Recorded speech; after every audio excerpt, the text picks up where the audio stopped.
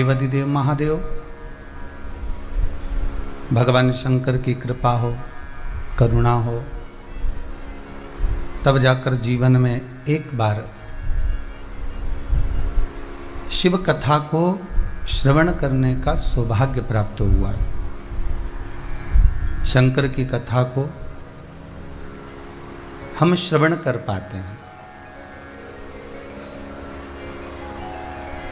जब तक देव अधिदेव महादेव स्वयं कृपा ना करें, उसको घुमा दीजिए भाई उधर। जब तक देव अधिदेव महादेव कृपा ना करें,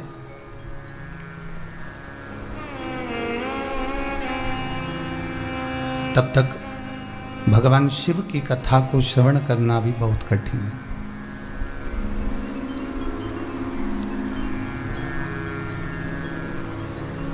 शिव कथा तो यहाँ तक कहती है कि आप अपने घर से अगर किसी कार्य के लिए निकल रहे हैं और हृदय चित्त में अगर शिव विराजमान है, शंकर अगर आपकी चित्त वृत्ति में बैठे हुए हैं, तो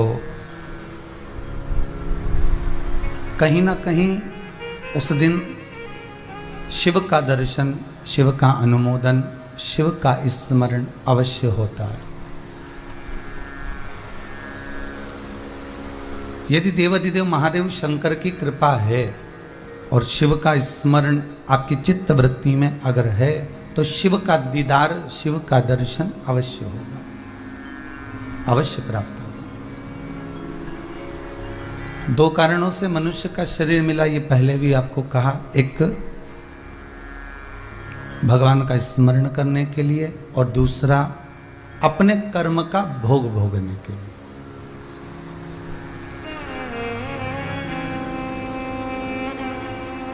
इस कर्म को, मानव के शरीर को जो हमने पाया है, मानव की देह को हमने जो प्राप्त किया है, उस मानव की देह को प्राप्त कर कर हमें कैसा जीवन जीना है और किस तरह से हम अपने कर्म को भोग सकते हैं, वह एक तरीका इस शरीर के भीतर प्राप्त हो सकता है।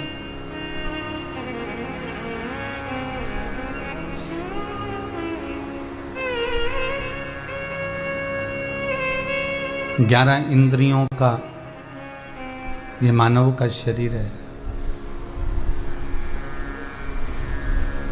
11 इंद्रियों से ये सुशोभित है, पर प्रत्येक इंद्रिय, चाहे नेत्र हो, चाहे श्रवण हो, चाहे मुख हो, जिह्वा हो, हाथ हो, पैर हो, नासिका हो, प्रत्येक इंद्रिय अगर हम भगवान को समर्पित कर कर चलें, तो शायद ये विश्वास रखिए कि इंद्रियां भी हमारी कहीं डोल नहीं सकती।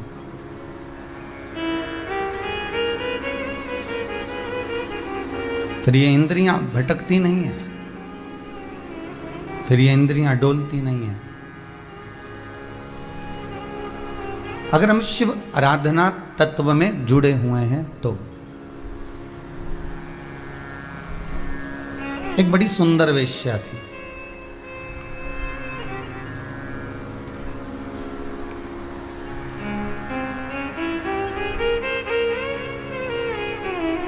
महाकाल बाबा की नगरी में रहती थी, बड़ी सुंदर थी। इतना तो श्रृंगार करती, इतने तो गजरे बेणियां सब लगाकर खूब भ्रमण पर जाया करती।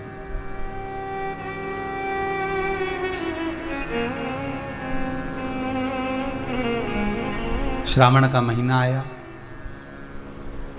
और श्रावण का महीना जैसे ही आया तो उस वैश्या को ये ज्ञान नहीं था कि श्रावण के महीने, क्योंकि नई नई आई थी, श्रावण उसके सामने पहली बार आया। श्रावण का महीना उसके सम्मुख में पहली बार आया।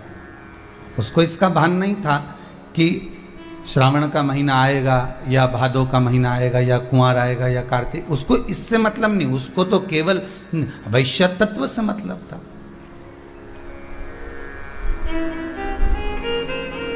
बड़ी सुंदर थी, बहुत आकर्षण।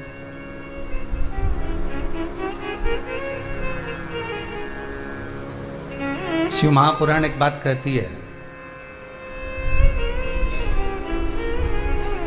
ऊपर का श्रृंगार आप किसी के लिए भी करो, मना नहीं है, पर इस भीतर के श्रृंगार को तो केवल आप देवाधिदेव महादेव के लिए करिए। ये ऊपर का श्रृंगार आप किसी के लिए भी करो, क्योंकि मेरे देवाधिदेव महादेव को ऊपर के श्रृंगार से कोई मतलब नहीं होता।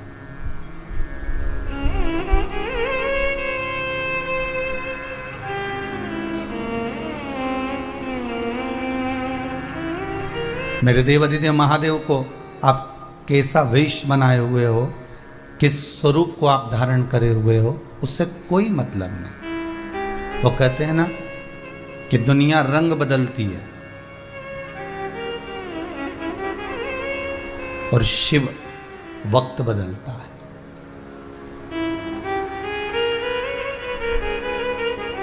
मेरा कालाधिपति महाकाल, मेरा शंकर अगर कुछ बदलेगा तो आपका समय, आपका वक्त कब बदल देगा आपको भी अंदाजा नहीं होगा।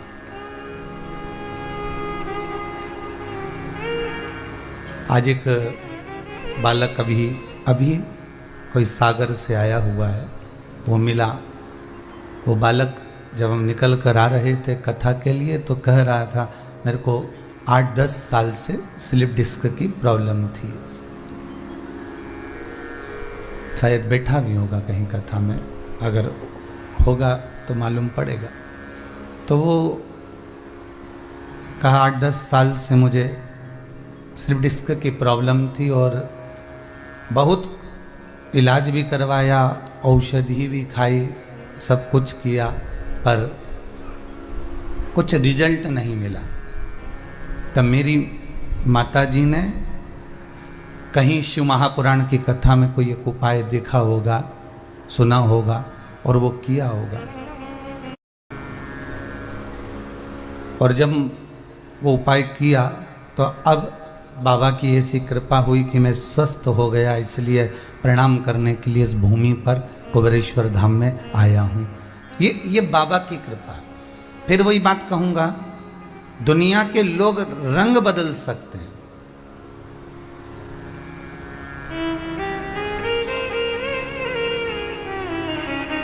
पर मेरा देवाधिदेव महादेव कभी रंग नहीं बदला। उसने बदला तो केवल वक्त बदला। अगर आप भगवान विष्णु का श्रृंगार करोगे, आपके घर में मूर्ति होगी ना, है किसी किसी के यहाँ नारायण की मूर्ति, किसी के यहाँ लड्डू गोपाल की मूर्ति होगी, किसी के यहाँ ठाकुर जी की मूर्ति होगी, किसी के यहाँ राघव जी की मूर्ति होगी, किसी के यहाँ देवी जी की मूर्ति होगी, किसी के यहाँ गणेश जी की मूर्ति होगी। आपके यहाँ जितनी मूर्तियाँ हैं, आप खुद अपने हृदय पर हाथ रखकर बोलो कि जितनी मूर्तियां आपके यहाँ पर विराजमान हैं, आप उन मूर्तियों को अलग अलग कपड़े पहनाते हो। बोलो, पहनाते कि नहीं पहनाते? आप उनको वस्त्र भी अलग अलग पहनाते हो, आप उनका श्रृंगार भी अलग अलग करते हो। अभी हमारे कल्लू जी के पास में बोड़े परिवार के 2 ठाकुर जी विराज रहे, राघव जी, माधव जी है? अर्थात आप उनका श्रृंगार कर रहे हो, आप उनको वस्त्र भी पहना रहे हो, आप उनको आभूषण भी पहना रहे हो, आप उनका बड़ा सुंदर साज भी सजा रहे हो। अर्थात भगवान विष्णु का मूर्ति का, देवी जी की मूर्ति का, भगवान की मूर्ति का आप श्रृंगार कर सकते। देवी जी, गणेश जी, लक्ष्मी जी, नारायण, ब्रह्मा आदि, ठाकुर जी, बिहारी जी, राधा जी, कन्हैया जी, लड्डू गोपाल, सबकी मूर्त का अपन श्रृंगार करते हैं। कपड़े भी चेंज कर देते हैं, अलग अलग कलर के वस्त्र भी पहना देते हैं। पर कभी आपके घर में जो शिवलिंग विराज रहा है, आपके घर में जो शंकर जी की पिंडी शिवलिंग विराज रहा है, स्वरूप विराज रहा है शंकर जी का, तो कभी आपने उनके कपड़े चेंज करे क्या? नहीं, क्योंकि वो एक जैसा है। और कपड़ा भी पहनाओगे तो क्या पहनाओगे ये बताओ। वो शिवलिंग के बस एक काम कर सकते हो, ऐसा एक छेद कर कर वो पिंडी के अंदर, शिवलिंग के अंदर वो कपड़े को ढककर बस नीचे की जलाधारी पर वस्त्र बिछा सकते हो, पहना सकते हो। पर शिवलिंग को कोई वस्त्र पहनाओगे क्या? आपके यहां भी तो शिवलिंग होगा? नहीं।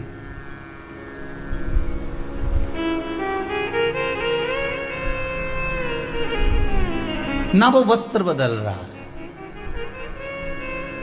ना वो रंग बदल रहा, वो तो केवल एक काम करता है कि उसकी शरणागति में जो आ गया और उसका कर्म का भोग वो देख लेता है कि कितना भोग रहा है, उस कर्म से उसको छुड़ाने का प्रयास कर देता है।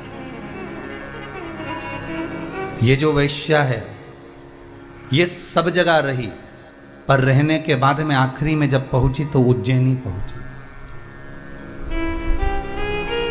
संदीपनी ऋषि की वो नगरी, बाबा देवादिदेव महादेव की वो धरा, मां छिपरा का पावन तट, अगर ये वेश्या पहुंची तो वहां पहुंची। शिव के धाम में शंकर के दरवाजे पर, चाहे उज्जैनी हो, विश्वनाथ की नगरी काशी हो, ओमकारेश्वर हो, सोमेश्वर हो, केदारेश्वर हो, नागेश्वर हो, त्र्यंबकेश्वर हो, परली बैद्यनाथ हो, बाबा धाम हो या कुबेरेश्वर धाम, शिव के दरवाजे पर व्यक्ति ऐसे जा ही नहीं सकता। शंकर के दरवाजे पर कोई ऐसे जा, क्योंकि शिव कहां का निवासी है? या तो कैलाश पर रहता है या फिर वो शमशान में रहता है। आप बद्रीनाथ चले जाओगे, केदारनाथ चले जाओगे, आप रामेश्वर, द्वारका, जगन्नाथ सब दूर घूम कर रह जाओगे, वृंदावन, गोकुल, बरसाना 50 बार चले जाओगे, सब दूर चले जाओगे। पर आपसे कोई कहे कि आपसे कोई पूछ ले, क्यों जी तुम ये बताओ कि तुम कैलाश कितनी बार गई, तो कोई तुमसे पूछे तो कैलाश हम नहीं गए भैया, वहां तो जाओ तो खूब खर्चा होता है, 1-1.5 लाख का तो टिकट ही टिकट हो जाए, और ऊपर से जो खर्चा है अलग। और खर्चा तो जाने दो, वहाँ पानी के अंदर सबसे बड़ा टेंशन तो ये, वहां ऑक्सीजन नहीं मिले, निपट गए तो फिर क्या मिलेगा। और फिर कोई ने पूछ लिया, क्यों साहब वृंदावन कितनी बार गए हो? अरे वृंदावन तो हमारे वो जीजी के लड़के के साथ चले गए, तो फिर हमारे मामा का छोरा गया उसके साथ चले गए, फिर हम दोनों भी घूमने चले गए, फिर हमारे बच्चों को भी दर्शन कराए, वृंदावन तो हम खूब गए। फिर कोई तुमसे कहे कि तुम उज्जैनी, अर्थात यहां शास्त्र कह रहा है कि शिव के दरवाजे पर जाना बहुत कठिन है। शंकर जिसको बुला ले, शिव जिस पर करुणा कर दे, और शंकर जिसको हाजिरी देकर आमंत्रित कर ले, बस वही केदारनाथ जा सकता है, वही उज्जैनी महाकाल जा सकता है, वही विश्वनाथ की नगरी काशी जा सकता है, वही कुबेरेश्वर धाम जा सकता है, और वही चाहे केदार हो, चाहे ओमकारेश्वर हो, सोमेश्वर हो, नागेश्वर हो, वो वहाँ तभी जाएगा जब बाबा बुलाएगा।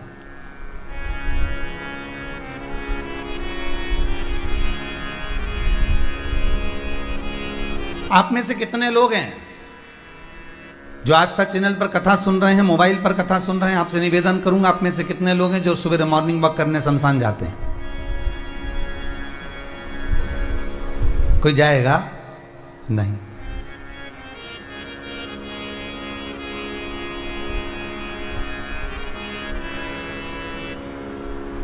जो सवेरे सवेरे मॉर्निंग वॉक करने शमशान जा रहे हो? नहीं साहब। अगर आप मॉर्निंग वॉक करने जाएंगे तो हाईवे पर निकल जाएंगे, रोड पर निकल जाएंगे, सोसाइटी में निकल जाएंगे, गलियों में निकल जाएंगे, कॉलोनी में निकल जाएंगे, जहां तुम्हारा मन पड़ेगा, कहीं गार्डन होगा, कहीं अच्छी जगह होगी, वहां निकल। पर शमशान भी तो गार्डन है।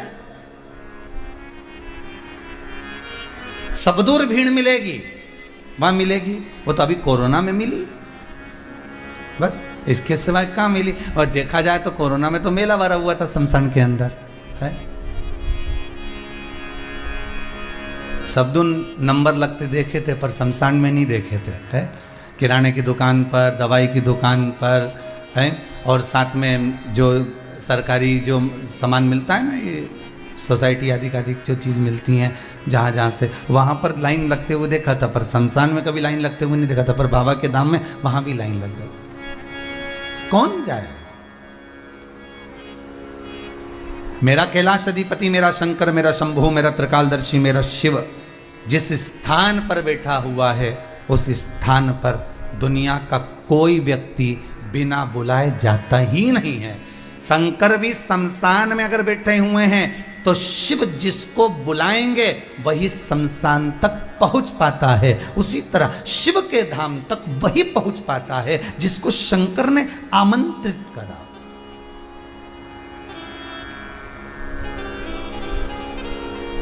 अगर ये वेश्या संपूर्ण दुनिया छोड़कर उज्जैनी पहुंची है, महाकाल की नगरी में पहुंची है, तो समझ लो इसको शंकर ने कुछ करुणा करने के लिए बुलाया है, शिव ने इसको कृपा करने के लिए बुलाया है।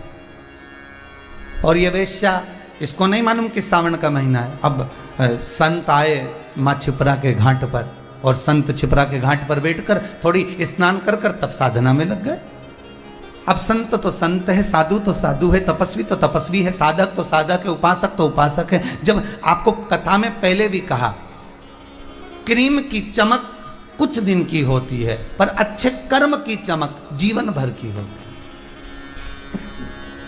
जीवन भर।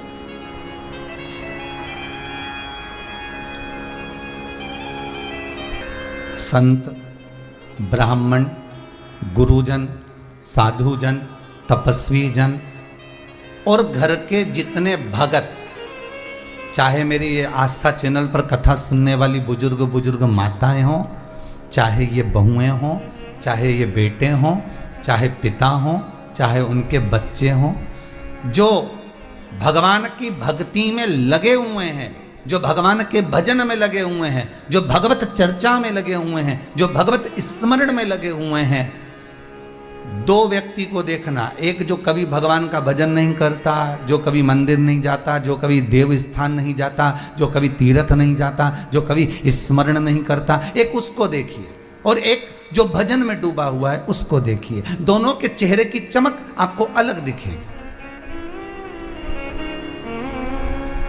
गुरु के चेहरे की चमक अलग दिखेगी, संत के चेहरे की चमक अलग दिखेगी, साधक के चेहरे की चमक अलग दिखेगी, ऋषि के चेहरे की चमक अलग दिखेगी। जो तपस्या में लीन है, तपस्या में जो साधक लगा हुआ है, तप साधना में जो डूबा हुआ है, उसके चेहरे की चमक अलग दिखेगी। ये चमक, ये दमक, फुलवन में महक, सब कुछ सरकार तुम ही से है। जो कुछ है सब उसी की है।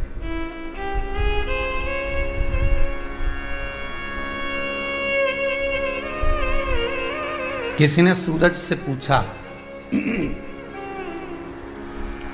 ये सूर्यदेव, आप में जो चमक है कहां से आई है?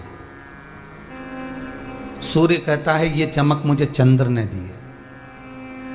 चंद्र से पूछा जाए कि आपके पास में ये चमक कहां से आई, तो कहा जब मुझे शंकर भगवान ने अपने मस्तक पर धारण करा, अपनी जटाओं की शोभा बढ़ाने के लिए मुझे मस्तक पर जब बिछाया, जब मुझे विराजमान करा, जब बिठाया गया, बस उस शंकर की जटा में जो गंगा विराज रही है, उस गंगा की धार की चमक चंद्र कहता है मुझ में आ जाती है, और वो चमक मुझे सूर्य को देना पड़ती है। कभी मुझ में चमक कम होती है तो सूर्य मुझे प्रदान कर देता, सूर्य मुझे दे देता।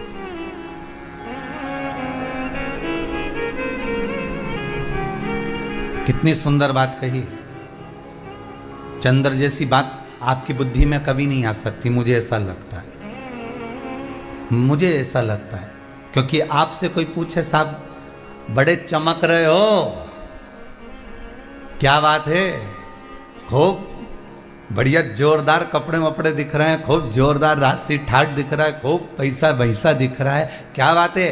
तो आपके मुख से निकलेगा हाँ वो तो है ही सरी, आज मैंने खूब जोरदार क्रीम पोता है। कौन सा क्रीम लगाया? तो मैंने ये वाला लगाया। आज मैंने ये कपड़े पहने, और ये कपड़े कोई साधारण कंपनी के नहीं, एक नंबर ब्रांड के हैं। आप अपना बखान कर रहे, आप अपना बखान कर रहे। पर सूर्य से पूछा गया कि तुम्हें चमक कहां से आई, तो कहा चंद्र से मिली। चंद्र से पूछा गया तुम्हें चमक कहां से है, तो कहा देवाधिदेव महादेव की जटा में जो गंगा विराजमान है, उस गंगा की चमक मुझ में है, उसकी शीतलता मुझ में है। गंगा से पूछा आप में इतनी चमक कहां से आ गई? आप में इतनी चमक कहां से आ गई? गंगा कहती है ये चमक अगर मुझे मिली है तो देवाधिदेव महादेव के पास से प्राप्त हुई है। देवाधिदेव महादेव से पूछा गया कि आपके पास इतनी चमक कहां से आ गई?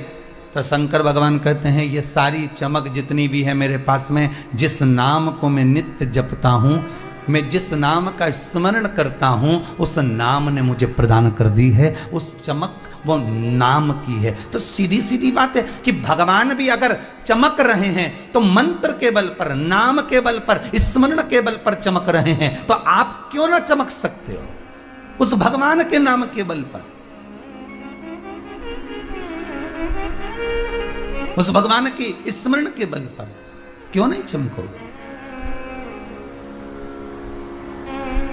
मनुष्य कभी नहीं कहता कि ये चमक जो मुझे मिली है ये भगवान की कथा से मिली है, ये भगवान की कृपा से मिली है। आज अगर मुझे 2 रोटी मिल रही है तो उसकी कृपा से मिल रही है। आज मैं अगर इतना दुख झेलने के बाद भी अगर मैं साध कर खड़ी हूँ, इतनी तकलीफ झेलने के बाद भी अगर परमात्मा, अगर मैं यहाँ खड़ी हूँ, आज अगर इतना दुख झेलने के बाद भी अगर मैं यहाँ पर बैठी हूँ, अगर इतना दुख झेलने के बाद भी अगर मैं आस्था चैनल पर शिव महापुराण की कथा सुन रही हूँ, इतना दुख झेलने के बाद भी अगर मैं कथा का स्मरण कर रही हूँ, तो समझ लेना ये शंकर तुमको चमका रहा है, तुम्हें चमक प्रदान कर रहा है कि ये तुम्हें वहां साध कर बिठा रखे, वहां तक छोड़ रखे।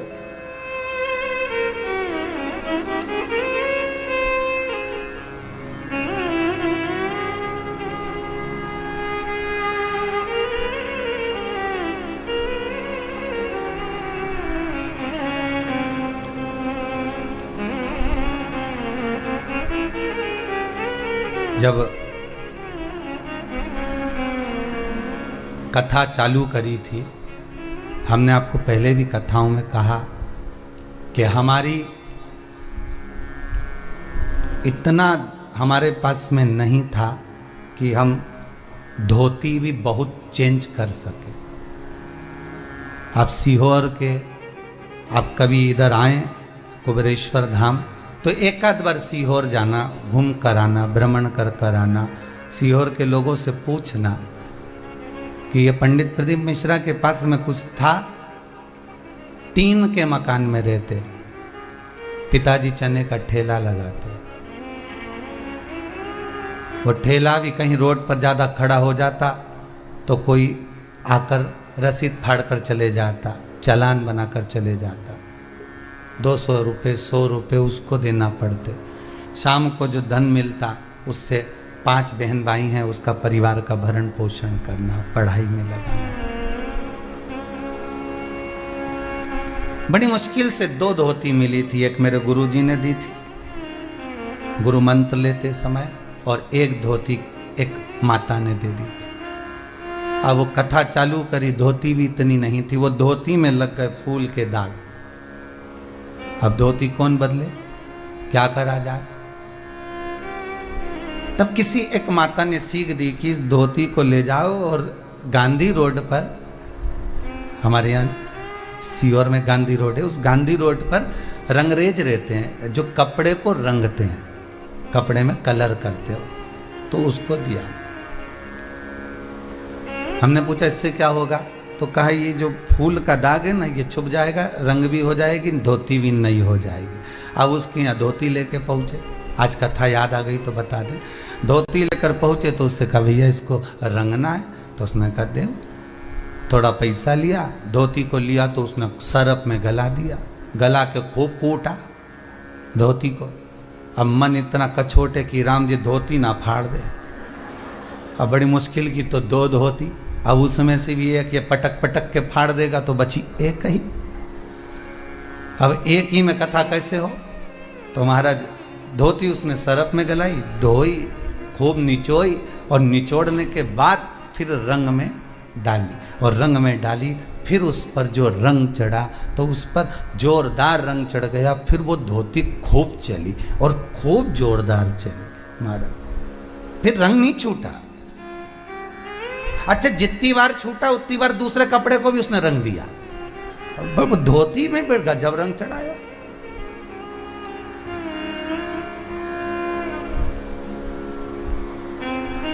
अब जिस कपड़े के साथ वो धोती धो उस कपड़े में रंग चढ़ा देती थी। आज वो धोती याद आ गई तो ये जीवन भी हमारा ऐसा ही है।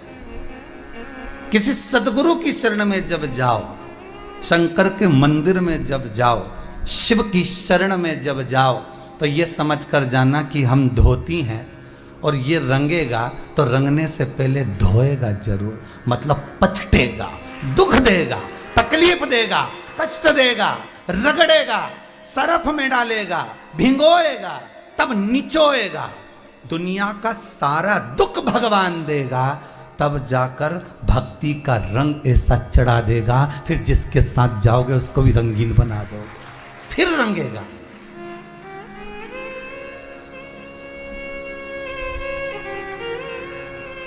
गुरु होता ही ऐसा, परमात्मा होता ही ऐसा। और मैं किसी की बात करूं ना करूं, पर मेरा शंभू तो ऐसा ही है। पहले खूब पछटता है, पहले दुनिया भर के हाथ पैर जोड़िया, तेरे को तेरी जिससे अच्छी पटे पहले उसको पटा के आ जा, इसके बाद मेरे पास आना। जब कहीं से काम नहीं हो, सारी दुनिया में माथा रगड़ के आ जाए, सबके धोख लगाया है, सबके हाथ पैर जोड़िया है कि साहब तकलीफ है ने, तकलीफ है ने, माफ जाओ, तो इनके माता जी आए ना, उनके पिताजी आए ना, उनके बेरू जी आए ना, उनके काका जी आए ना, उनकी काकी जी आए ने, जितना के घूमना वाला के पास है सबके पास घूमिया, नरियल फोड़ फोड़ के आ जा ने, चना चिरौंजी भी धोख लगाया।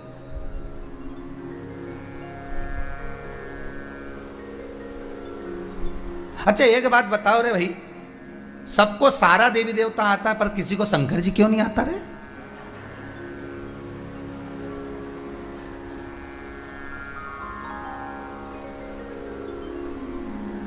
और कहीं का कहते कि इनके शंकर जी आता है, तो तुम कुछ मत करना, एक बोरी धतूरा ले जाके पटक देना, इनके शंकर जी आए नहीं डाल दो। और जो शंकर जी यहीं छात रखे तो भाई, तो उसका शंकर जी के शंकर जी इसलिए तो नहीं आए क्योंकि और नहीं तो एक आध बब्बा छोड़िया। शंकर जी को ये ढोंग पसंद नहीं है, शंकर जी को प्रपंच पसंद नहीं है। मेरे शिव को ये सब ये गलत गलत लीलाएं जो दुनिया के लोग कमाने के लिए कर रहे हैं, ये मेरे शिव को प्रिय नहीं है। मेरे शंकर को तो एक प्रिय है। शिव कहते हैं जिस मस्ती में मैं रहता हूँ, राम नाम कृष्ण नाम में, नारायण की भक्ति में मैं डूबा रहता हूँ। शिव कहते हैं उस भक्ति में तुम डूब जाओ। एक बार तुम्हारा कपड़ा, ये दिल, ये हृदय, ये चित्त, ये मन एक बार रंग दिया जाए, और जिस पर शंकर की भक्ति का रंग चढ़ जाता है, ये आस्था चैनल के माध्यम से जितने लोग कथा सुन रहे हो, आपके ऊपर जो शंकर की कथा का साल 2 साल में 4 साल में जो रंग चढ़ा, ऐसा चढ़ गया कि कपड़े का असर, तुमने एक बार कथा सुनी, पति से कहा जरा 15 मिनट सुनो तो सही, कपड़े का असर, रंग का असर उसको भी हो गया। अब तो वो खाना खाने भी आए तो कथा के टाइम पे आए, 2 बजे आऊंगा दुकान पे से, कथा भी सुन लूंगा,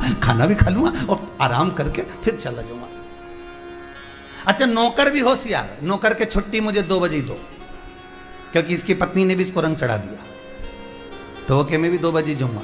तो पति के सेठ जी के काय को 2 बजे जाएगा, मैं 2 बजे जाऊंगा, नहीं मैं भी 2 बजे जाऊँ। तो इनमें विचार कर अब 2 बजे से 5 बजे तक जरा 2 घंटा ठीक है, दोपहर का टाइम देखा जाए। चलो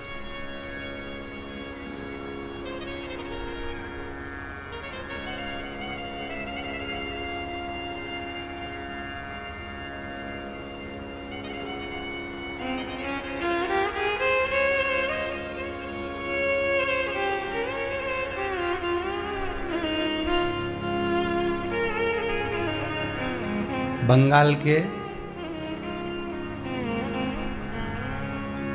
दुर्गापुर,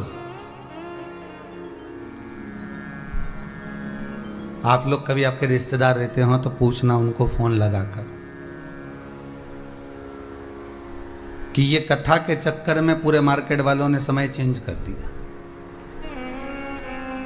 कभी आपको मौका मिले और कोई आपका बंगाल में दुर्गापुर में कोई, आप पता करें ना, बूढ़े जी बोले हमने मालूम करा है, तो कभी पता करिएगा बंगाल के दुर्गापुर, पूरे उस दुर्गापुर क्षेत्र में जहाँ कितनी दुकानें होंगी, लगभग कि दुकानों का मैं वर्णन नहीं कर सकता, लाखों दुकानें होंगी, उन्हें समय चेंज कर दिया। 2 बजे से 5 बजे तक कथा आती है तो सारी दुकानों की शटर नीचे, 5 बजे के बाद मार्केट चालू, रात को 11-12 बजे तक मार्केट खुलेगा और भीड़ भी अपार। शाम के समय सब फ्री, कथा भी सुन ली, आनंद चित्त वृत्ति में लगा हुआ है। इस शिव महापुराण ने केवल एक व्यक्ति को नहीं बदला है, शिव महापुराण ने कई कई लोगों की बस्तियों को बदल दिया है।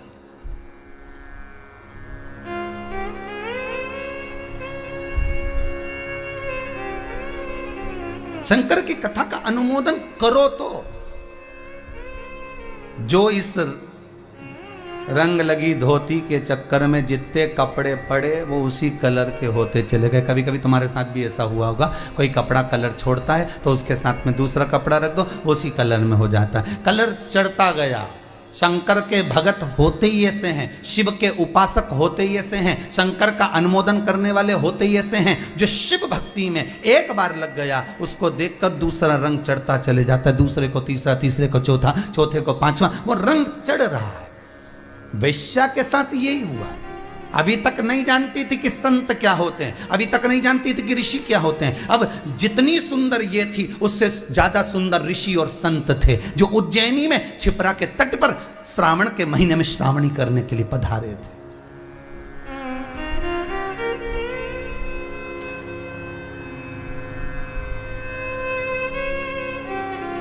उस उज्जैन नगरी में श्रावण के महीने में संत एक जगह बैठकर तप करते और 12 शिव स्थानों का दर्शन करते। सावन का नियम है, श्रावण महीने का एक नियम है, शायद आपको भी मालूम होगा, अगर नहीं मालूम होगा तो पुराने समय की बात याद रखना। श्रावण के महीने में शंकर जी के मंदिर में झांकी सजती थी। किस किस को याद है? वो सब जितने आस्था पर कथा सुन रहे हो, फेसबुक यूट्यूब पर सुन रहे हो, याद करिए। श्रावण के महीने में मंदिर मंदिर में शंकर के मंदिरों में झांकियां सजती थी। मट्टी का शिवलिंग बनता था, उसका श्रृंगार होता था। कभी कोई श्रृंगार करते थे, कभी कहीं झूला लगा देते थे, कभी कभी कोई श्रृंगार करते थे, कभी फूलों का, कभी किसी चीज का, कभी किसी चीज का श्रृंगार करते थे। और बच्चे थे अपन, सब छोटे थे, अपने माता पिता का हाथ पकड़कर शंकर जी के मंदिर में श्रावण के महीने में दर्शन करने जाते थे। श्रावण के महीने में दर्शन करने जाते थे। उस समय हमारे मन में कोई प्रश्न नहीं जागा, पर आज हमारे मन में प्रश्न जागता है कि हमारे माता पिता श्रावण के महीने में मंदिर मंदिर दर्शन कराने क्यों ले जाते थे? हमारे माता पिता मंदिर मंदिर दर्शन कराने के लिए शिव के मंदिर क्यों लेकर जाते थे? और ले जाना होता था तो सुबह ले जाते, पानी चढ़ाने के लिए, जल चढ़ाने के लिए, धतूरा चढ़ाने के लिए, बेलपत्र चढ़ाने के लिए। पर शाम के समय जब अंधेरा होता, हाथ पकड़ा बच्चों का, साइकिल पर बिठाया ना बिठाया, पैदल लेकर चले, मंदिर मंदिर शंकर के दर्शन करने के लिए जा रहे हैं। क्यों? क्योंकि श्रावण के संवाद को स्कंद पुराण में स्पष्ट कहा गया कि श्रावण के महीने में जो व्यक्ति 12 शिवलिंग का अपने ही गांव, अपने ही नगर, अपने ही क्षेत्र के 12 शंकर मंदिर का दर्शन प्रतिदिन करता है, शिव उसका मनोरथ पूर्ण करने के लिए गौरा महारानी और गणेश जी को लेकर सम्मुख में खड़ा मिलता है। ये श्रावण की कथा स्वयं स्कंद पुराण वर्णन करती। हम रोज नहीं जा सकते, परंतु सोमवार की सोमवार तो जा सकते हैं। और हम दर्शन करने नहीं जा सकते तो कम से कम एक नियम तो बना सकते हैं कि श्रावण के महीने में, अभी ये वेश्या के जीवन को संवारने की जो चरित्र है यहाँ, ये कोई साधारण नहीं हो सकता।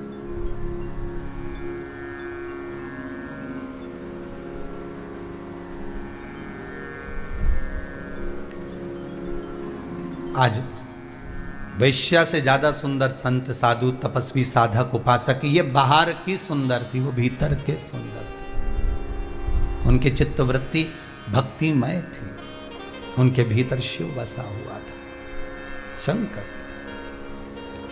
वैश्या ने एक ऋषि को देखा, कितने सुंदर, छिप्रा महारानी के जल का तेज पुंज उस ऋषि के चेहरे पर चमक रहा था। ऋषि के चेहरे, तपस्वी के चेहरे पर चमक रहा। वैश्या ने विचार करा, इतना सुंदर है ये पुरुष, इतना सुंदर, क्यों ना मैं इसके करीब में जाऊं? गलत विचार रखकर। वैश्या की दृष्टि में वो पुरुष है, ऋषि नहीं। संसार के ऐसे कई लोग हैं, कई लोग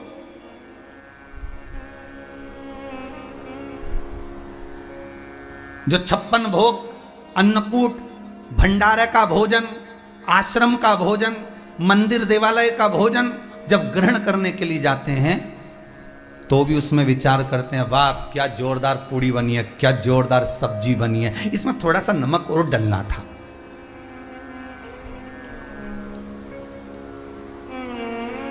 सब्जी अच्छी बनी पर थोड़ा नमक डलना था।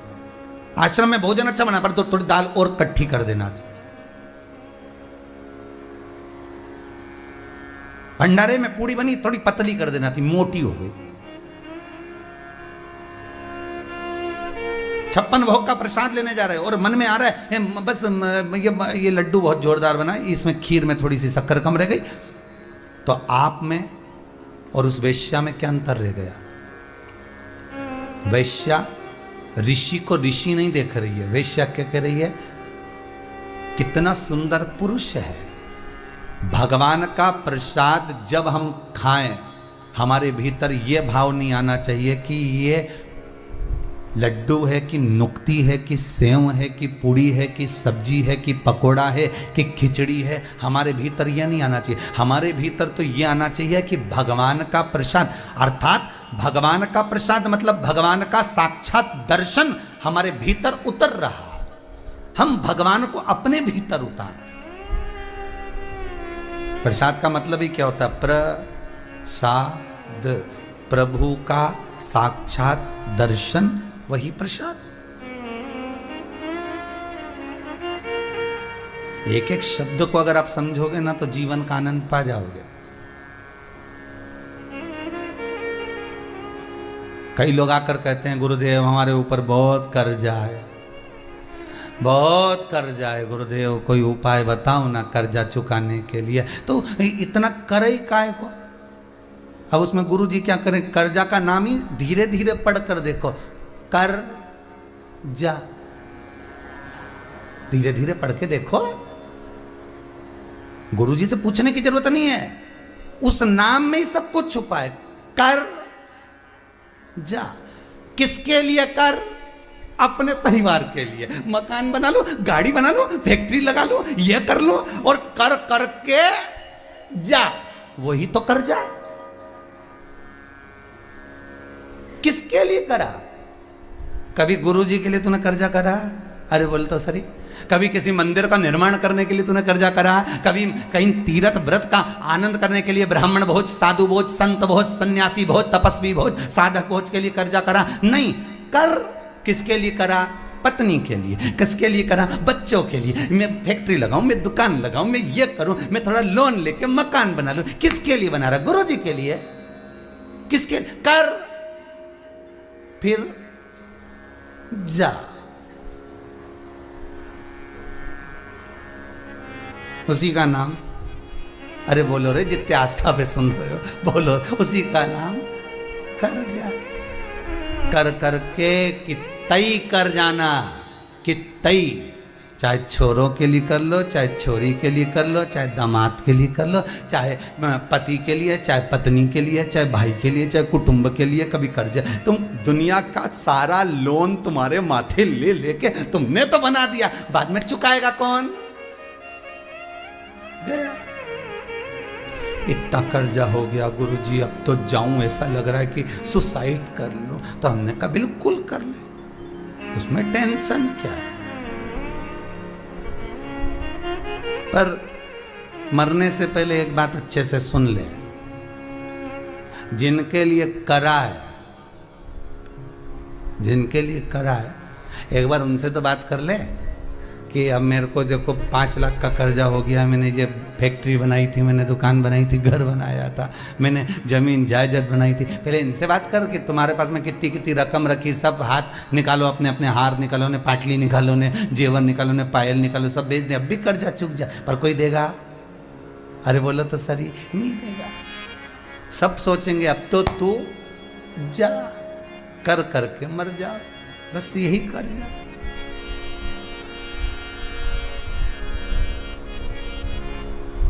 शिव कहते हैं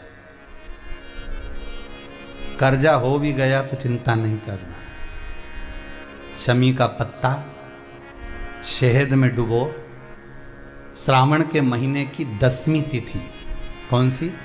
श्रावण के महीने की 10वीं तिथि, एकादशी के एक दिन पहले श्रावण महीने की 10वीं तिथि को शमी के पत्ते को चाहे 21 हो, 11 हो, 51 हो, उसको शहद में डुबोकर शंकर भगवान के शिवलिंग पर उसको श्रृंगार करो।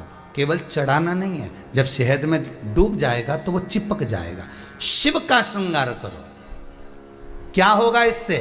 तो लिंग पुराण कहती है, नर्मदा पुराण कहती है, शंकर का जब हम शमी के पत्ते को शहद में डुबोकर श्रृंगार करते हैं, शंकर कहते हैं इसने मेरा श्रावण महीने में श्रृंगार करा है, तो क्यों ना मैं भी इसका धन का श्रृंगार कर कर इसको कर से मुक्त कर दूं, तब कर जा चुका,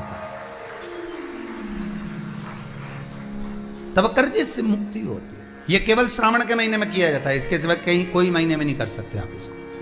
और नहीं तो बाद में कहोगे कि हमको हर महीने, तो उस महीने में कर, केवल श्रावण की 10वीं, चाहे उजाले की कर लो चाहे अंधेरी की कर लो, एक ही बार करना है। 2 10वीं पे भी नहीं करना है। श्रावण महीने की 1 10वीं पर अगर आपने इस 10वीं पे कर लिया तो अगली पे मत करना, अगली पे करा तो इसमें नहीं करा तो कोई बात नहीं, एक पर करना है बस, 1 10वीं।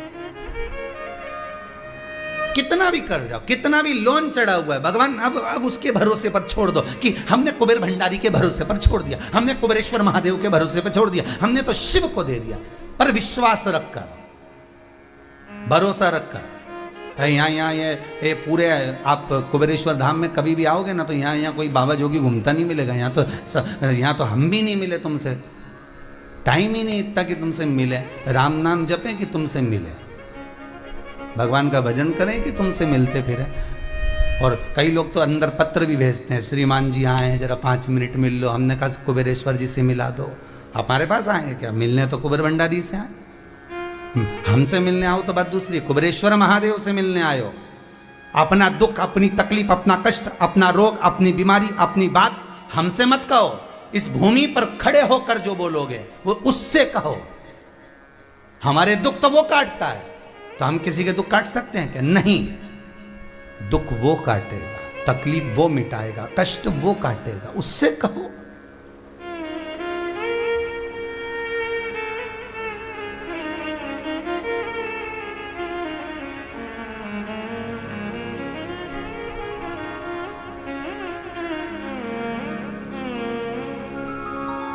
उसके भीतर बात।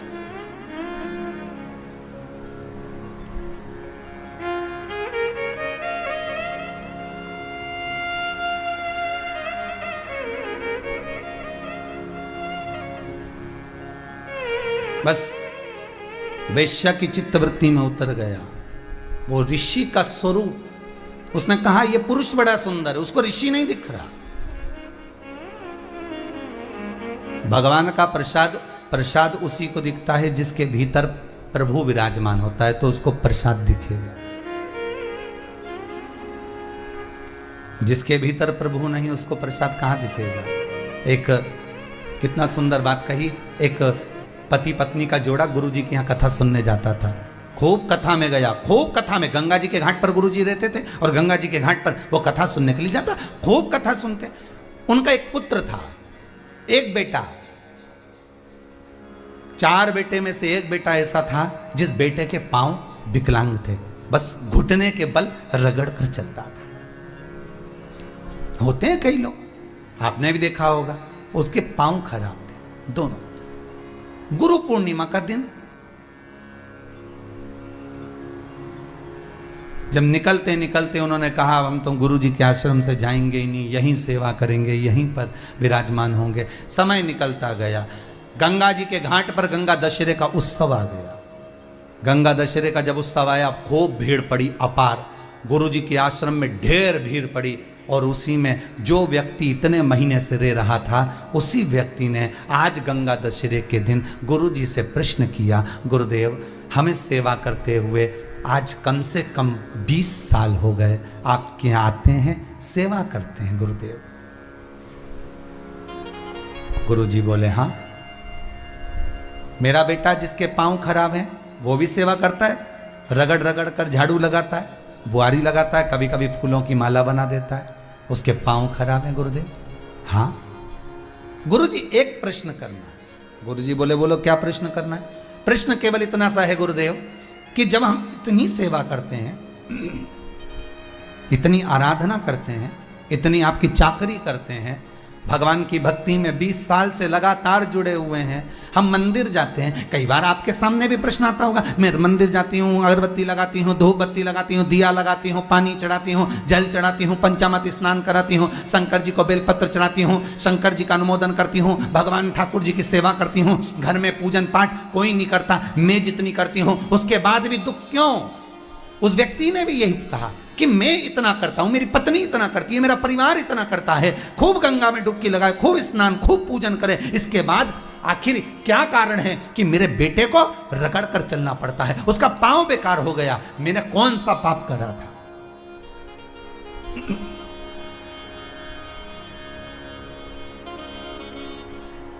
मैंने पाप कौन सा करा गुरुदेव?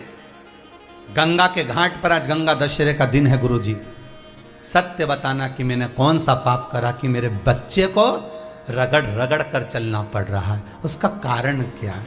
इतने में गुरुजी बोले, अगर इतनी पब्लिक में हजारों लोग गुरु दीक्षा लेने आए हैं, हजारों लोग गंगा नहाने आए हैं, इसने एकांत में प्रश्न नहीं करा, प्रश्न भी करा तो इतने लोगों में प्रश्न करा, उत्तर नहीं दूंगा तो आज बात रह जाएगी।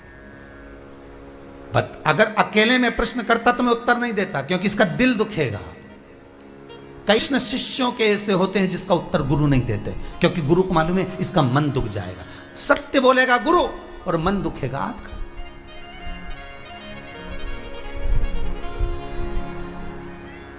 कई बार ऐसा हुआ कि गुरु सत्य नहीं बोल पाया, इसलिए मौन हो गया, बोल ही नहीं सका। पर आज इतने लोगों में इसने प्रश्न किया, उत्तर तो देना पड़ेगा। गुरुजी ने कहा बात सुन ले अच्छे से, ये तेरे कर्म का भोग नहीं है, ये इसके कर्म का भोग है। जिसके कर्म का भोग जिसको भोगना पड़ता है, किसी दूसरे को नहीं। ये पूर्व समय में एक किसान का बेटा था, ये गांव में रहता था, किसान का बेटा था, बड़ा सुंदर था, बड़ा ज्ञानवान था, बड़ा विद्वान था, किसी चीज में कमी नहीं थी, बड़ा सुंदर, पूरा शरीर अच्छा दिया था भगवान ने इसको। फिर इसके पिताजी खेत में काम करते, माँ इसको रोटी का 2-4 रोटी बनाकर पिताजी के लिए देती, थोड़ा सा अचार रख देती, भोजन सब्जी रख देती, इसको दे देती, सिर पे रख के जाता, पिताजी को भोजन देकर आता। जी गुरुजी।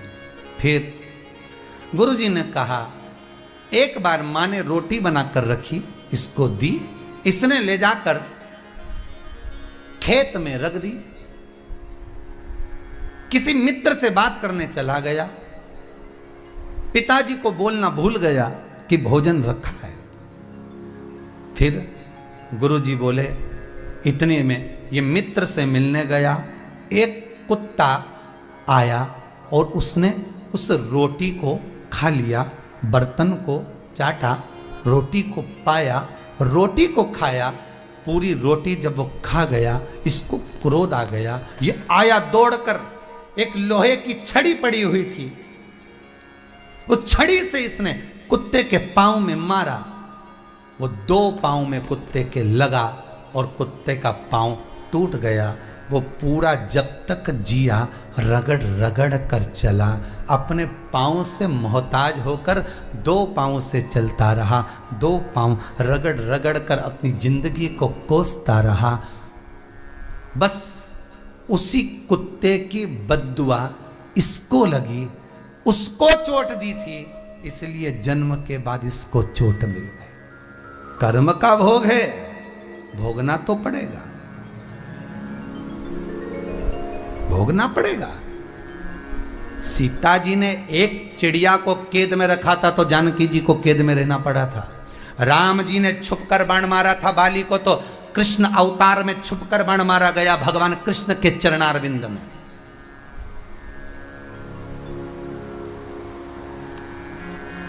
रोना तो पड़ेगा, कर्म है, भोगना पड़ेगा। दुख आया, कोई बीमारी आ गई, कोई रोग आ गया, किसी पर दोष मत देना कि इसने कुछ कर दिया होगा, इसने कहीं टोना कर दिया होगा, कहीं टोटका कर दिया होगा, कहीं ऐसा कर, किसी पर दोष मत दो, किसी पर नहीं।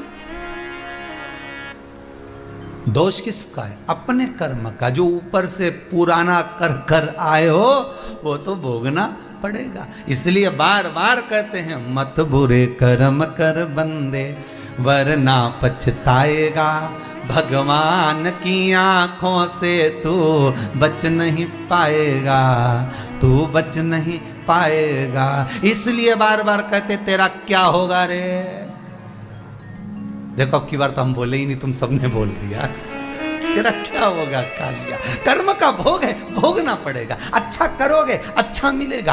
अगर करेले का बीज बोगे तो करेला ही मिलेगा, नीम का बीज बोगे तो नीम ही मिलेगा। और अगर तुम प्रेम का आनंद का बीज बोगे तो प्रेम और आनंद ही मिलेगा। ये वो फसल है जो आपको काटना है, आज नहीं कल काटना है। अच्छा कर कर चलोगे अच्छा प्राप्त होगा।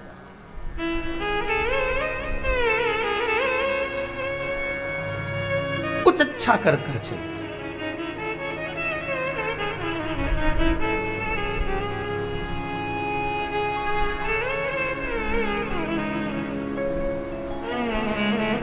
बस नेक कर्म की ओर अग्रण्य होते चलिए। अच्छा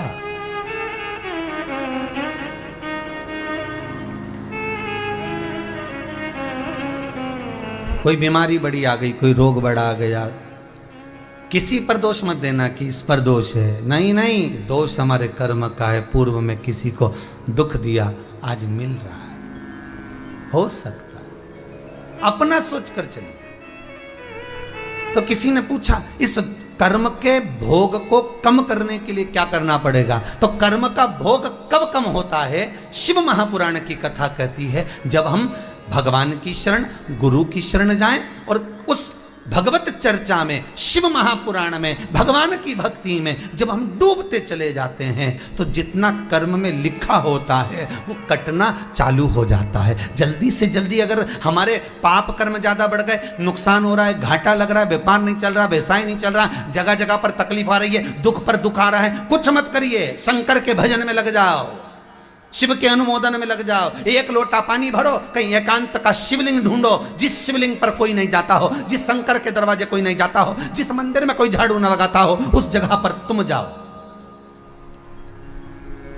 उस जगह पर तुम पहुंचो। अरे हमारे पुराने पुराने ऋषियों को उठाइए, संतों को उठाइए, जहां भीड़ होती थी वहां तब करते थे क्या वो? अरे बोलो तो नहीं। जहां पर सब रहते थे वहां साधना करते थे क्या? नहीं, एकांत में जाते थे, कहीं एकांत में, बहुत दूर जहां कोई पहुंच ना पाए, ऐसी जगह पर जाकर तब साधना करते थे। शिव महापुराण भी तो वही कहती है, लिंग पुराण भी वही कर रही है, नर्मदा पुराण भी वही कर रही है, गरुण पुराण भी वही कर रही है, गर्ग संहिता भी वही कर रही है, नारद पुराण भी वही कर रही है, कुर्म पुराण भी वही कर रही है कि एकांत में जाइए, जिस शिवलिंग के पास में कोई ना जाता हो, जिस शिवलिंग के पास कोई झाड़ू न लगाता हो, जिस शिवलिंग के मंदिर में कोई पोछा न लगाता हो, तुम उस मंदिर में जाओ और उस मंदिर में सेवा करो, उस मंदिर में बुआरी काढ़ो, उस मंदिर में सफाई करो, उस मंदिर में शंकर का श्रृंगार करो। कुछ भी नहीं है तुम्हारे पास में, पत्तियां तोड़कर चढ़ा दो, किसी भी वृक्ष की, किसी भी जगह की। करके तो देखो 2-3 महीना, 2-3 महीना करने में क्या जाता है? फिर अंदाजा लगाना कि पुराण झूठ बोल रही है कि सियोर वाला महाराज झूठ बोल रही है। अगर तुम्हारा काम नहीं हो, तुम अगर शंकर जी के मंदिर में झाड़ू लगाओ, पोछा लगाओ, शंकर जी के मंदिर में तुम जल चढ़ाओ, धतूरा चढ़ाओ, पूजन करो, पाठ करो, शिव जी की आराधना करो, अर्चना करो, निवेदन करो, और जब तुम्हारा काम ना हो, 3 महीने एकांत के शिवलिंग के पूजन करते हो, एकांत में जो शंकर जी का शिवलिंग है उसकी आराधना कर रहे हो, और उसके बाद भी तुम्हारा काम नहीं हो, तो फिर तुम जान लेना कि भाई झूठ बोल रहे हैं कि सियोर वाला महाराज तो यूं ही झूठ बोले। बताओ, फिर या तो पुराण या फिर मानो। ना पुराण झूठ कहती है, ना ये व्यासपीठ झूठ कहती है। सेवा का फल दुनिया में ऐसा कोई नहीं जिसको नहीं मिलता। सेवा का फल अवश्य मिलता है। इसलिए पूरी दुनिया में जितने राम के मंदिर नहीं, उससे ज्यादा हनुमान के मंदिर हैं। तुम्हारे गांव गांव में हनुमान के 8-10 मंदिर मिल जाएंगे। पीपल के पेड़ के नीचे हनुमान जी, बड़ के पेड़ के नीचे हनुमान जी, जहां देखो हनुमान जी। राम जी मिलेंगे क्या? नहीं। गांव गांव में राम का मंदिर नहीं मिलेगा। बड़े बड़े शहरों में जगह जगह चले जाओ, तुम्हें अगर पूरी पृथ्वी पर सबसे ज्यादा मंदिर मिलेंगे तो हनुमान जी के मिलेंगे। जितने राम के मंदिर नहीं उतने हनुमान के हैं। तो इतने मंदिर राम के बनना थे तो हनुमान के क्यों बने? उसका कारण केवल एक है, हनुमान जी ने राम जी की इतनी सेवा करी, इतनी सेवा करी कि भारत की भूमि पर सेवा पूजा गई। इसलिए हनुमान की सेवा ज्यादा होती है, पूजन ज्यादा होती है, क्योंकि राम की सेवा करी है हनुमान जी। सेवा करने वाला जगत में पूजाता। आप भी करो, आप भी शंकर की सेवा करो, आप भी भगवान की सेवा करो। एकांत में जाकर कहीं सेवा में लगो तो सही, सेवा का फल ना मिले तो बताना।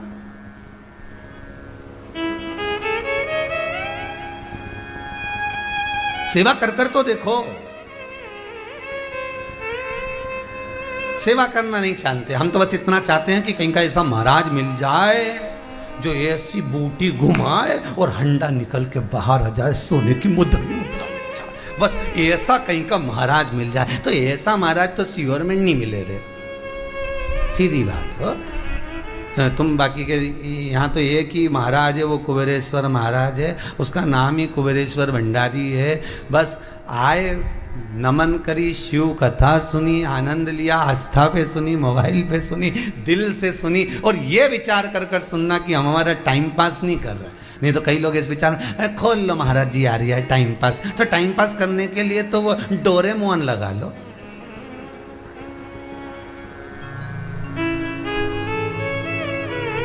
रिमोट तो तुम्हारे हाथ में।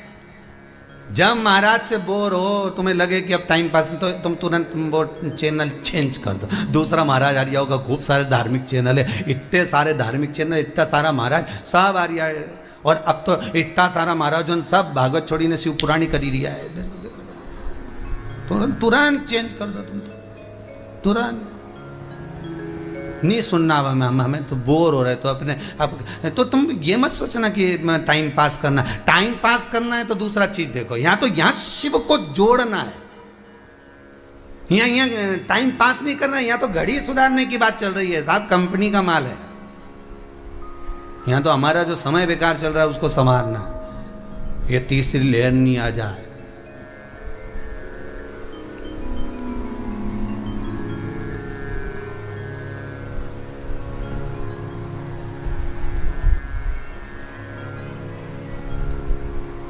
एक पत्नी छत के ऊपर झूला बनवाई, उस पे झूल रही थी। बाजू वाले के यहाँ पर गाना चल रहा था, आया सावन झूम के। इसकी झूले की कुंडी टूट गई, छत से नीचे। ऊपर वाले को देखा तो भजन चल रहा था, आया सावन झूम के।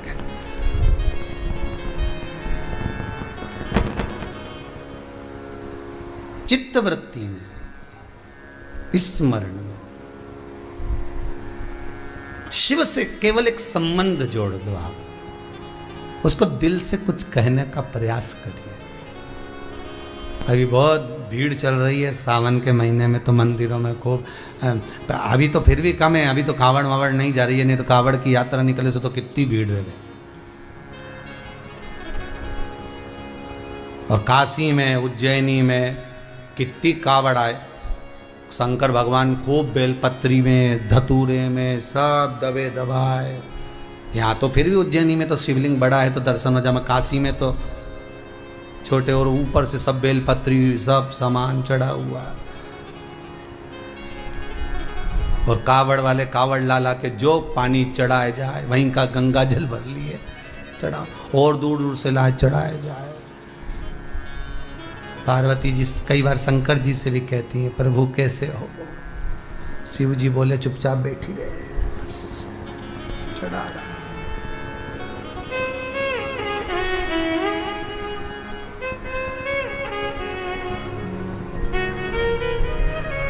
चले जा रहे। मेरा खोई गयो भोलानाथ मिला कावड़ में, मेरो खोई गयो भोलानाथ मिला कावड़ में। गई और जाकर ऋषि के सम्मुख में जैसे ही पहुंची है, उस मुनि के सामने, ऋषिवर के सामने जैसे ही पहुंची, बस जाकर कहा, आप बड़े सुंदर पुरुष हो। उज्जैन नगरी में रहने वाले वो संत, वो साधु, वो तपस्वी, वो साधक, वो उपासक, वो ऋषिवर, आप बड़े सुंदर हो, मैं आपके साथ में रहना चाहती हूँ। ऋषि ने कहा, एक काम करो, पहले छिपरा जी का स्नान कर आओ, उसके बाद फिर आ जाओ। अब वैश्या के मन में छिपरा स्नान का कोई भाव नहीं था, पर ऋषि के कहने पर, अर्थात पुरुष के साथ रहना था, इसलिए जो छिपरा जी में स्नान करने के लिए गई, जब निकल कर आई तो आने के बाद जैसा उसका स्वरूप था उससे वो विपरीत थी।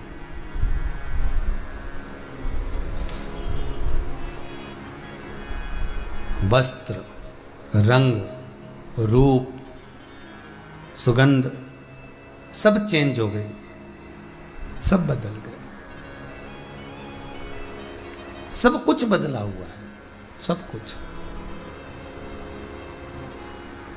अब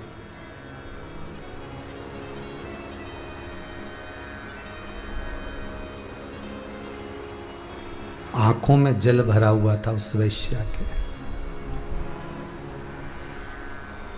ये मेरे शरीर को हो क्या गया? ऋषि कहते हैं,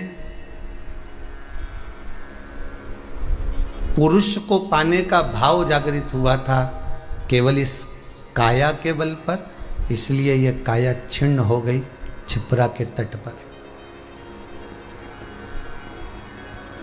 अब क्या कर सकती हूं मैं? ऋषियों ने कहा, एक काम करो, शंकर का अनुमोदन करो, शिव का स्मरण। क्या करना पड़ेगा? श्रावण के महीने में 1 लोटा पानी भरो और उस जल को लेकर शिव के धाम तक जाओ, शंकर को समर्पित करो, तुम्हारी पुनः वही काया फिर प्राप्त हो जाएगी, पुनः वापस। ठीक है। शिव पुराण कहती है पूरे सावन के महीने में, पूरे श्रावण के महीने में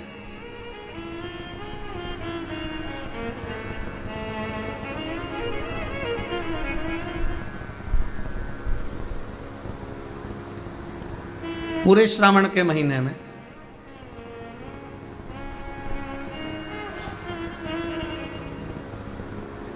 वो जल लेकर जाती है, और पूरे श्रावण के महीने में जब वो जल लेकर चली है और उस जल को शिव को समर्पित कर रही है, पूरे श्रावण के महीने में,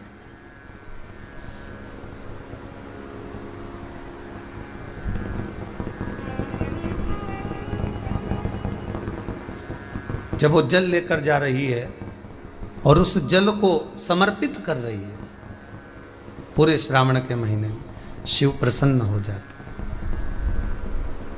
और शंकर भगवान जब प्रसन्न हुए, शिव जब प्रसन्न हुए, आनंदित हुए, तब बाबा भूत अधिपति भूतेश्वर भगवान शंकर करुणा सागर शिव कृपा कर दिए और वैश्या से कहा, अब तो इस योनि से छूटेगी,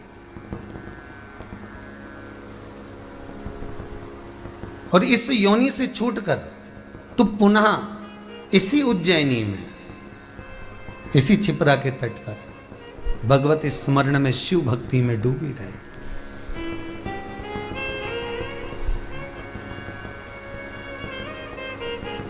शिव भक्ति में डूबना, शंकर की शरणागति प्राप्त करना, शंकर के चरणारविंद तक पहुंचना, महाराज ये शिव ही कर सकता।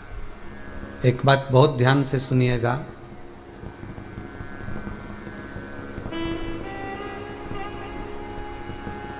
अपने जीवन में उतारिएगा कि फिर वही बात कहें कि 2 कदम भी अगर आप चल कर जा रहे हो, 2 कदम भी अगर आप चल कर जा रहे हो तो वो 2 कदम भी अगर आपको कोई चला रहा है तो वो शिव ही चला रहा है, केवल शंकर, शिव के सिवा कुछ। महाराज सती मैया माता प्रसूति के गर्भ से जन्मी। माता प्रसूति के गर्भ से जन्मी और सती मैया जब प्रसूति माता के गर्भ से जन्मी और जन्म लेने के बाद माता सती शिव की आराधना में एक तत्व लेकर बैठी थी कि मैं शंकर का गुणवाद करूं, शिव का स्मरण करूं, शंकर का अनुमोदन करूं। और सती मैया को शिव मिले। आप जो लक्ष्य बनाकर बैठते हो, शिव महापुराण की कथा कहती है, जो लक्ष्य आपके भीतर होता है, जो लक्ष्य आप बनाकर चलते हो, उसके अनुसार शिव आपको मिलेगा जरूर। आप एक साध कर तो चलो। अभी आपको कहा था कि कहीं एकांत का कोई शिवालय देखकर उसकी पूजन अर्चना सेवा चाकरी आप अगर कर रहे हो, आराधना कर रहे हो, तो उसका कहीं ना कहीं तो फल मिलेगा, कहीं ना कहीं तो सुख मिलेगा।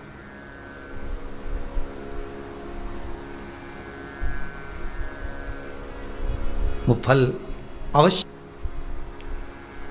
ये सोनम जी, विजय जी, बोड़े परिवार ये आए थे और बाबा देवादिदेव महादेव की इस धरा पर आकर उनके मन में भाव जागृत हुआ कि एक बार शिव महापुराण की कथा शंकर जी कैसे भी करा दे। तो बाबा मौका मिला और बाबा ने कराया।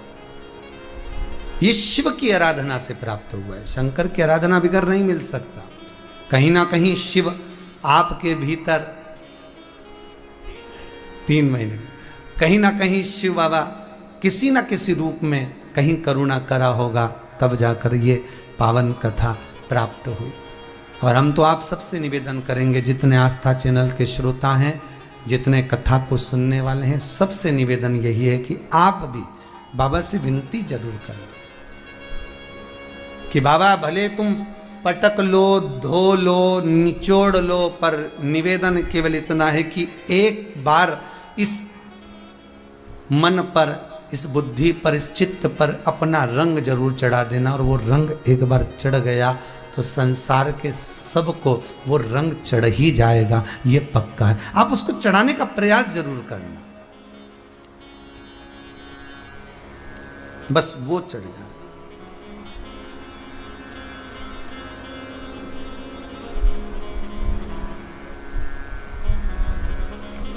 कोई एक माता जी कह रही थी, मैं भगवान से ये कहने आई हूं कि भगवान तू मुझे संसार में अगर लेकर आया है ना, अब मेरा निवेदन है भगवान मुझे तू रोने मत देना।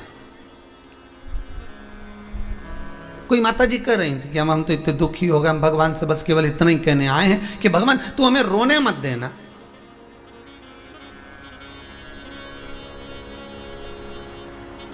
हमारा निवेदन केवल इतना सा है गुरु जी कि हम भगवान से बस इतना कह दें कि भगवान तू हमें रोने मत देना। तो हमने उनसे कहा तुम भगवान से ये मत कहो कि रोने मत देना, तुम तो भगवान से इतना कहो कि भगवान तेरे दरवाजे के बाद किसी के दरवाजे पर झुकने मत देना। तो बात खत्म, बात खत्म हो जाएगी।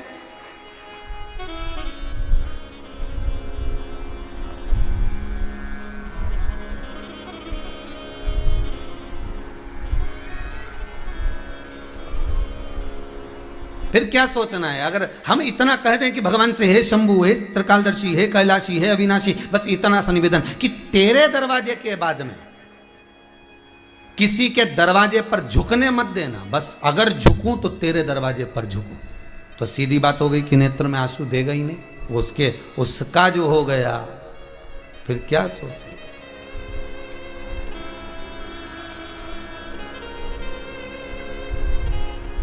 आज सवेरे हम बात कर रहे थे आकाश जी से, तो आकाश जी से हमने कहा कि शंकर हमारा, हम शंकर के। तो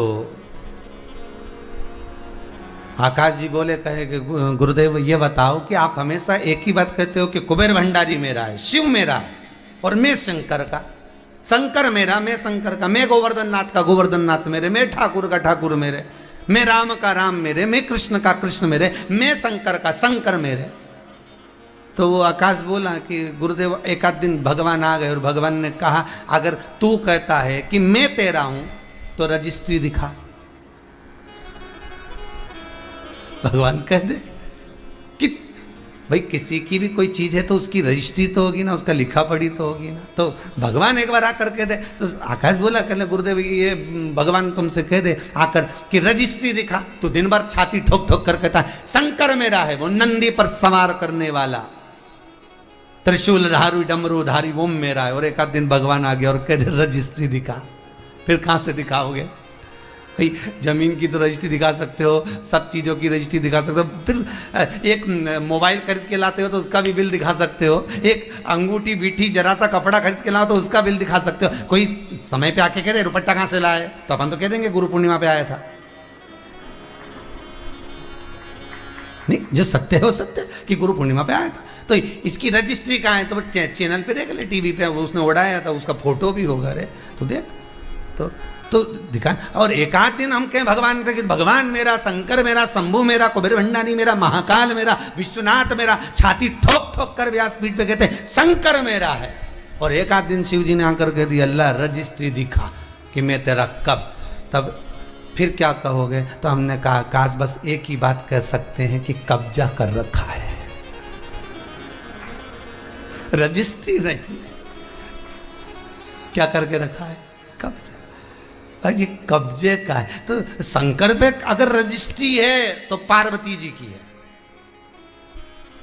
शिव पर रजिस्ट्री है तो गणेश जी की है, कार्तिकेय की है, जया अभिषरा सामरी वारी दौतली और अशोक सुंदरी की है। अपनी क्या रजिस्ट्री? भगवान विष्णु और ब्रह्मा की। और अपने से कोई की रजिस्ट्री दिखाओ तो मतलब इतना ही तो कहेंगे कि हमने तो केवल कब्जा ही करा है, हमारे पास रजिस्ट्री नहीं है, हमने तो शिव पर कब्जा करा। और व्यक्ति कब्जा कब करता है? जब उसके दिल में बैठ जाए कि ये मेरा है और इसको छोड़ना नहीं है। फिर कब्जे की जगह कौन छोड़े? फिर कहीं कहा जाए नगर निगम वाला, नगर पालिका वाला चलो छोड़ो।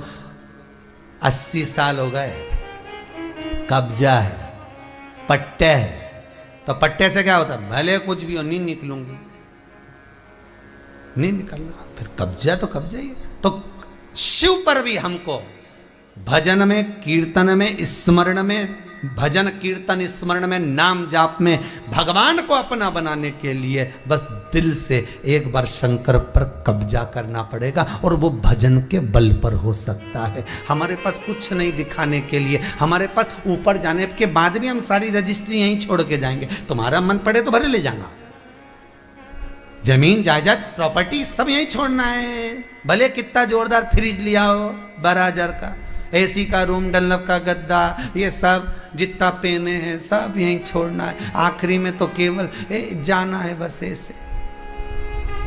कपड़े भी अच्छे अच्छे पहनाएंगे पर ऊपर से सफेद कलर का डाल जाएंगे, लाल कलर का सफेद, बस यही कपड़ा रहे।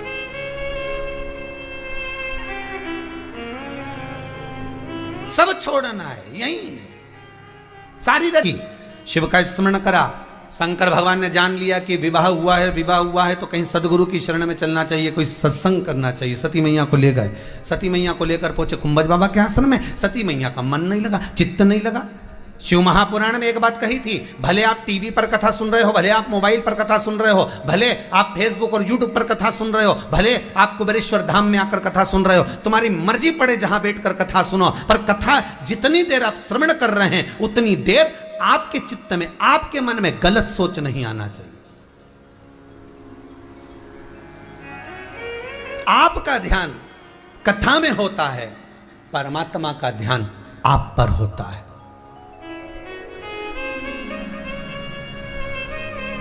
परमात्मा का ध्यान।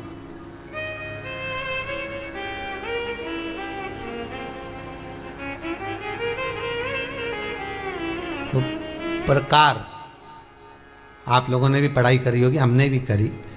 ऐसा रहता उसमें नोक रहती है या पेंसिल उसमें भर देते हैं और उससे ऐसा पेज घुमा घुमा के उसको कस देते हैं, वो ऐसा रखते हैं। कॉपी पर ऐसा रखा जाता, फिर उसको ऐसा घुमाते कि नहीं घुमाते? अरे बोलो तो सर ने कराए ना ऐसा घुमाए, वो घुमाते एक जैसा गोला बन जाता बिंदु, वो जो नोक होती है ना मत चुभी रहती है और वो एक ही जगह पे रहती है और घूमती जाती।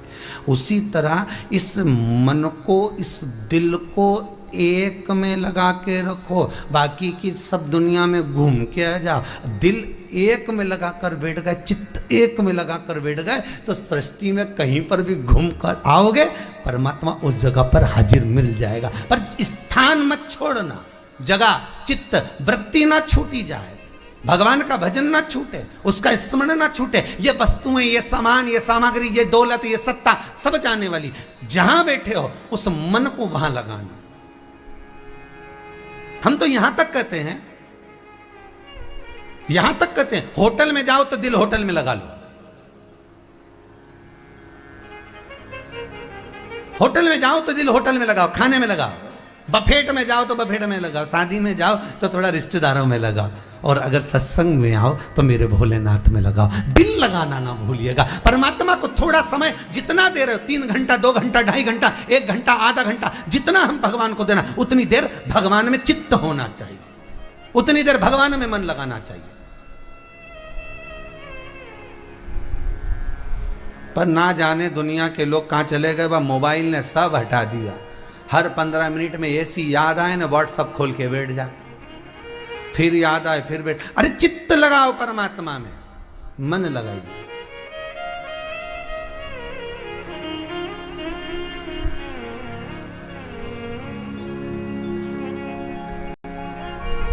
अगर दिल भोलेनाथ से लगाया होता, फिर दुनिया में कहीं ठोकरे तू खाया ना होता। दिल लगाओ तो सही, उस शंभु से, उस शंकर से, उस परमात्मा से। एक बार चित्तवृत्ति अगर परमात्मा से लग जाए, फिर नहीं सोचना, फिर नहीं डालना, कहां जाओगे।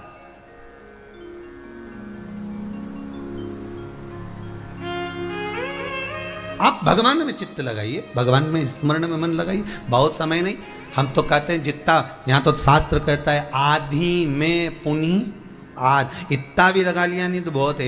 एक बार दिन भर में सुबह से शाम तक एक बार मन में सोच लिया श्री शिवाय, अरे अच्छे से बोलो जितना टीवी के सामने है, श्री शिवाय नमस्तुभ्यम, दिल से बोल लिया। शंकर जान गया मेरा अपना है, मेरा अपना। प्रतिदिन की हाजिरी लगाओ, क्या जाता है उसमें। श्री शिवाय नमस्तुभ्यम रोज बोलो, सुबह दोपहर शाम, खाते पीते जागते उठते बैठते सोते, जिस कर्म में डूबे उस कर्म में भी भगवान का भजन करते रहो।